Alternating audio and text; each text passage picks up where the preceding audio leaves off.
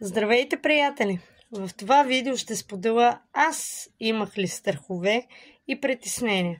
Да, бях много скептична, имах страхове дали това е за мен, тази работа, дали е някаква схема, дали е някаква лъжа и измислица, тъй като първоначално толкова много хубави неща видях и чух като информация, че се замислих, и твърде пък е хубаво, за да е истина.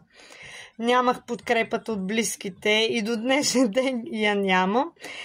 Всички ми казват, хайде момиче, чести посенка работата.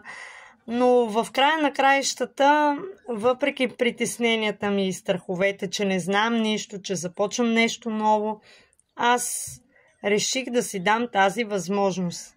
Защото видях това, което аз искам и търсех на едно място. И реших, че ще започна и много съм щастлива.